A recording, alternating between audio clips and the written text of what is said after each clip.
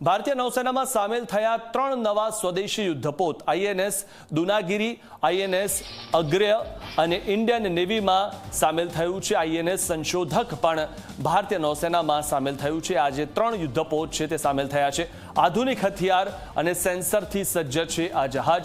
સ્વદેશી યુદ્ધપોતને લઈને પ્રધાનમંત્રી મોદીનું નિવેદન સામે આવ્યું. સમુદ્રી તાકાતથી દેશ સમૃદ્ધ બને છે અને દેશ મજબૂત બને છે. આ યાત્રા ભારતની આત્મનિર્ભરતાની યાત્રા છે તે વાતનો ઉલ્લેખ પણ પ્રધાનમંત્રીએ કર્યો. સમુદ્રી તાકાત દેશના સામર્થ્યનું પ્રતીક છે.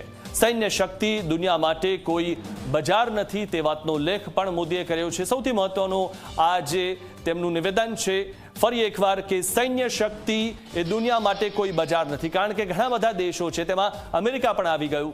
તે જાણે કે તેમની જે સૈન્ય શક્તિ છે તે દુનિયા માટે તે બજાર સમજતું હોય છે, પરંતુ આપણા માટે આ બજાર નથી તે વાતનો ઉલ્લેખ પ્રધાનમંત્રીએ કર્યો છે.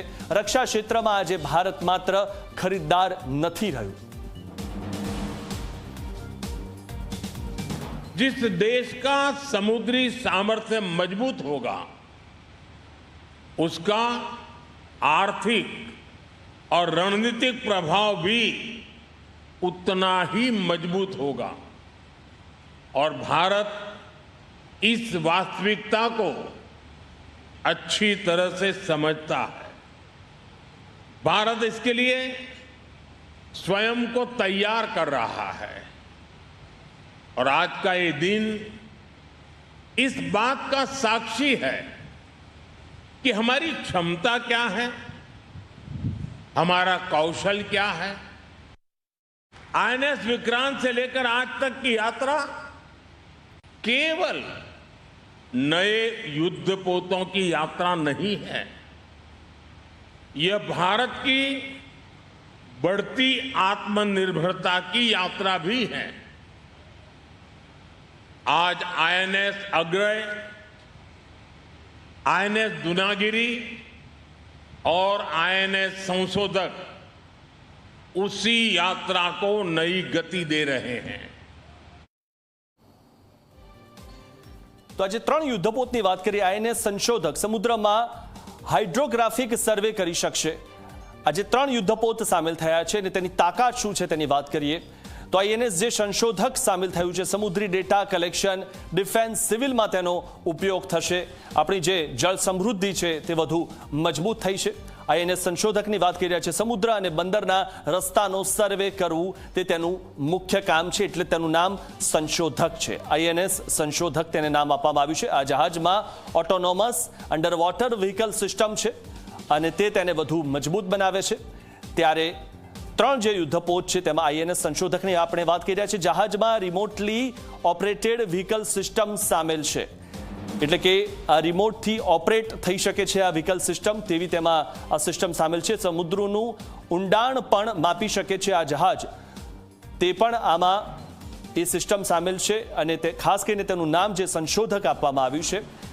સમુદ્રમાં નોટિકલ ચાર્ટ પણ આ જહાજ બનાવી શકે છે, તે પણ તેની એક ખાસિયત છે. આ 3 સ્વદેશી યુદ્ધપોત જે સામેલ થયા છે. હવે વાત કરીએ આઈએનએસ અગ્રયની.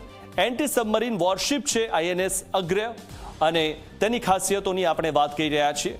ત્યારે 3 યુદ્ધપોત અને તેમાં અગ્રય જે યુદ્ધપોત છે ટોર્પિડો સ્વદેશી રોકેટ લોન્ચરથી તે સજ્જ છે. યુદ્ધ માટે તે ખૂબ જ ખાસ માનવામાં આવે છે અને તટ પર દુશ્મનની પનડુબીને તે શોધી શકે છે. તે પણ તેમાં એક ખાસ મહત્વની વાત જોવા મળી રહી છે. ત્યારે આ 3 જે યુદ્ધપોત છે અને દુશ્મનની પનડુબીને નિશાન બનાવી શકે છે આ જહાજ.